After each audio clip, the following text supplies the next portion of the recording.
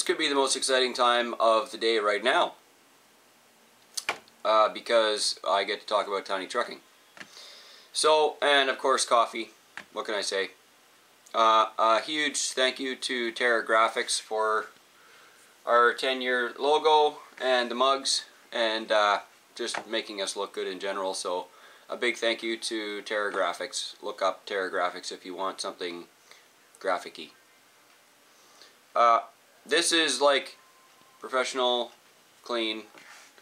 This is not. I'm really excited to say that I'm now starting to do final assembly on the FJ Cruiser.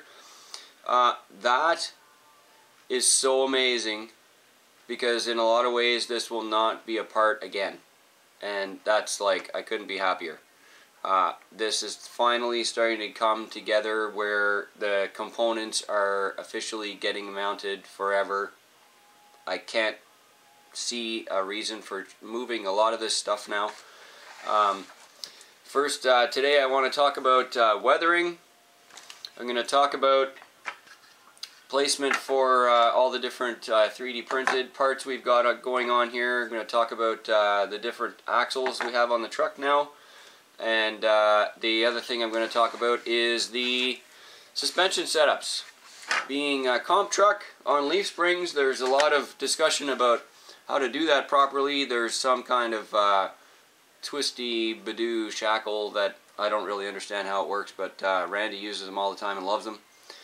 And there's a bunch of things here that are CMAX original, and a couple of tips and tricks that I think work for me, for my driving style, for the way that I like to see the rig set up. So we'll go through that. The first thing I'm going to do is tear this back tire off because we have to see the axle set, which is now in and installed and working very well, by the way. These have effectively no rolling resistance at all, which is perfect. I mean, if it was tight or something, then you'd be wearing out your battery, right, for nothing. So, this is an old truck. This is going to be an antique old cruiser that is sort of a, used to be rock crawler, that's now been turned into a working restoration, if you will. That's kind of the theme that we're going for here. And so, all of this tube work that you saw earlier kind of looked gray, metal, primer, that's all gone. When I finished off the welding work on the truck, I got rid of all that primer. One of the things that I finished off here is, you can barely see it here, the two tabs for the rear light are on. There's a D-ring hook here, right there. And we have another hook, which you may or may not be able to see right up here. It's right beside the winch. That will be the other D-ring receptacle right there. And this one will also double up as the winch hook placement.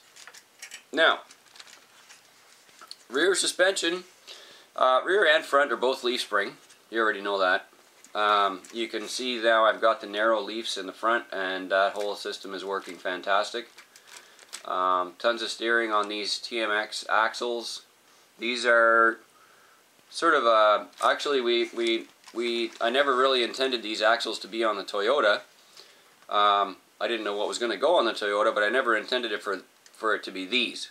These ones I specifically designed up to go on the Jeep skeleton trucks, the Comanche, the XJ, and so it's a Jeep axle more like anything else, but at the end of the day it's just sort of a 90, it's just sort of a Dana style, you know, 10 bolt. So that's the axle style. Now suspension, being leaf spring and being comp truck, there's a whole bunch of things here to consider. One of the things I want to talk about is torque twist. Not twist as in the suspension rolls the truck sideways when you're gassing. That's not what I mean. I'm talking about axle twist, I guess.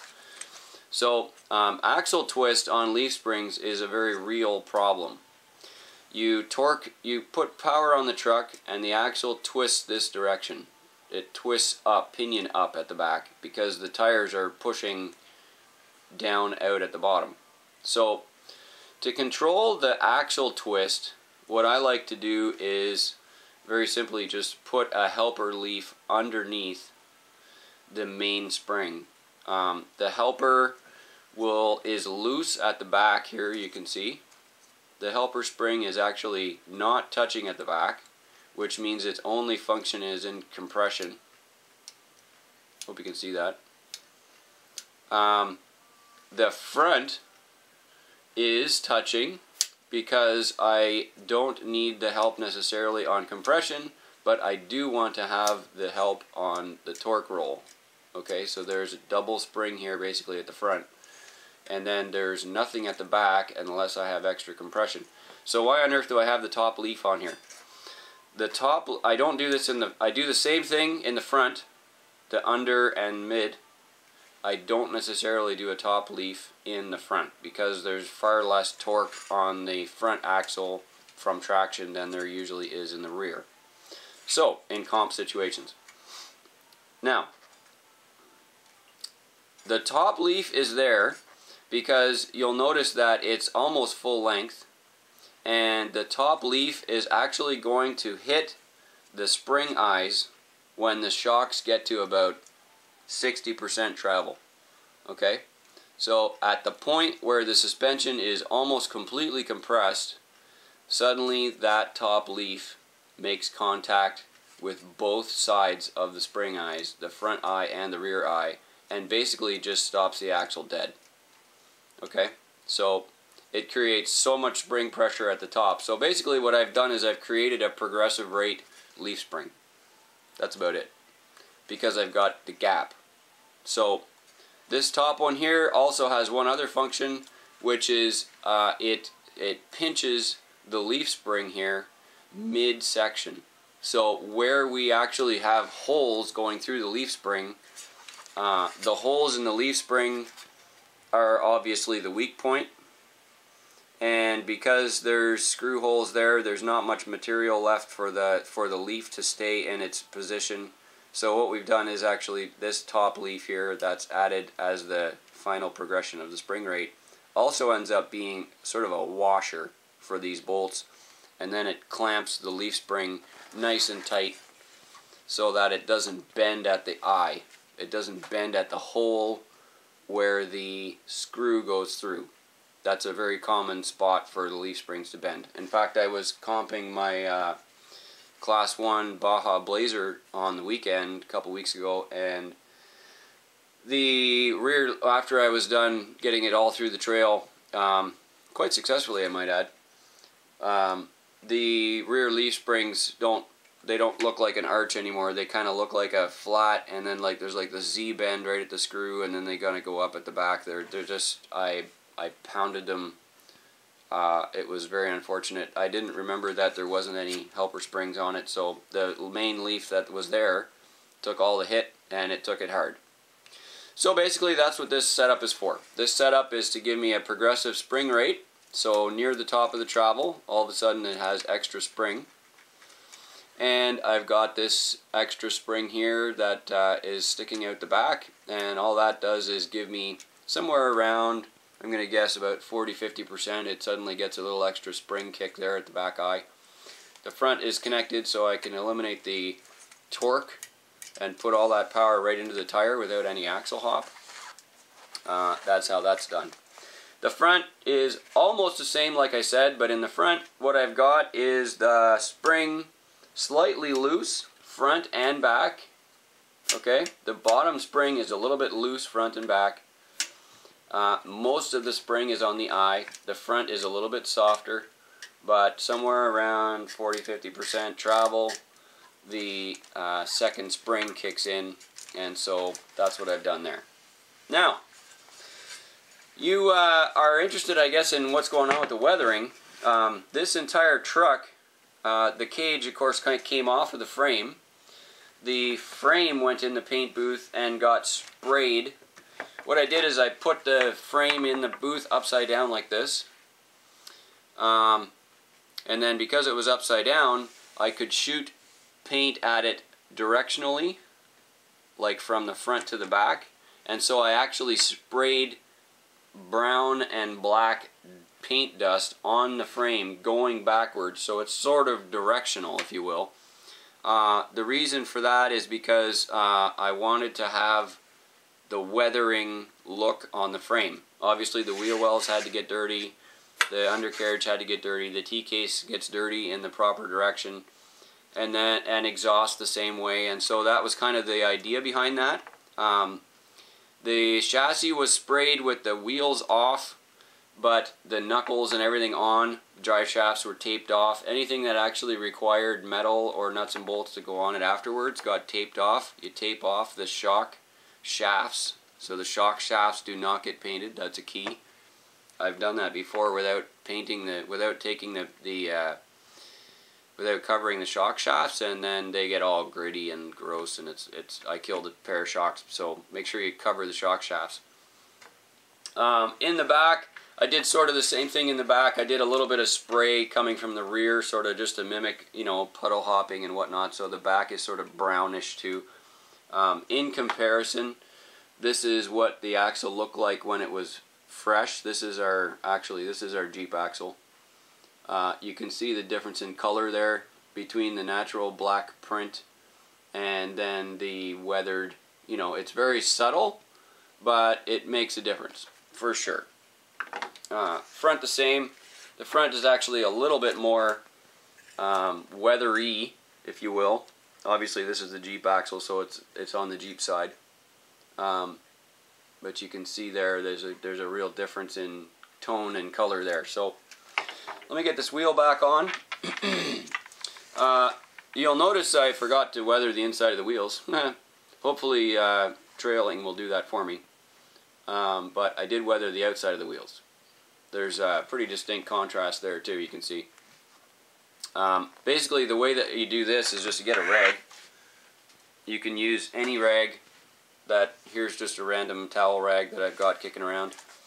You can take this rag, you bunch it up into a ball like this so that it'll fit in your wheel. I need this to be a little bit smaller. So there you go. You bunch that up into a ball so it fits inside your rim like this. You can do this with the tire on too. It's very easy. And then what you're going to do is put an elastic around it and spray paint the top of this thing kind of wet with like brown and black and maybe a little bit of camo green color, but something that's gritty, dirty looking, like muddy. You want to create muddy water paint. That's what you're trying to do. So put that on the rag, wait 10 seconds so that it's not like soaking wet to the touch, and then you just stick that wet paint right in the rim and just twist it around like that. You're done. That's it. I'm telling you, that's all you got to do. And the rim and the beads and all that stuff it'll take some of the paint out of the rag, and it'll create a beautiful dirty wheel. If you decide you do want to clear this up, you can very easily take the wheel apart and wash the parts off with some kind of a paint thinner, and you're back to a fresh wheel. But in the meantime, it keeps its authentic sort of dirty look. So that was my intention for this whole truck, because this thing is supposed to be sort of the old barn crawler, the old rock crawler that was found in a barn, you know. And when it goes through a puddle, I don't want all the natural dirt on the wheels washing off to a fresh silver wheel. I think that will look hilarious, just, you know, hideous. I want it to stay beat. So that's where we're at with the weathering.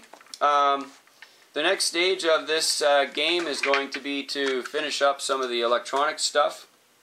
For instance, we've got our little electronics tray here, which is sort of a dashboard too. I did have to wire the motor, so that's why that's sticking out. We've got to put the top light bar in here, and that'll just sit right in there like that. And then we have our new rear light bar to wire up the Hey OK lights, and that will just sit in there like that. So of course the winch bolts right onto here, just like that, and that'll give us a chance to do some wiring. I'm still Randy was over yesterday, and he's still trying to convince me to put the battery in here. I think I can put the battery under the seat now, but we'll see about that. So there's where we're at. You can kind of get to see the light bar on the back now and on the front, and very excited to start to get this finally together. But more importantly was I don't want to have to take the truck apart several times to do things that I'm forgetting, so I'm trying to remember everything right at the beginning. And the main thing that has to get done right now is the weathering, so that when the final assembly goes in, it's finished. That's because I'm running out of time. East Coast Scale Challenge 2017. Come and check out this truck running in Class 2 if you have a chance to come to that event in Newcastle, Pennsylvania. Be really happy to see you. Come and find us at the GCM tent and have a look. Put your hands on the truck and ask us any questions you want. We'll be very happy to see you there. Bye-bye.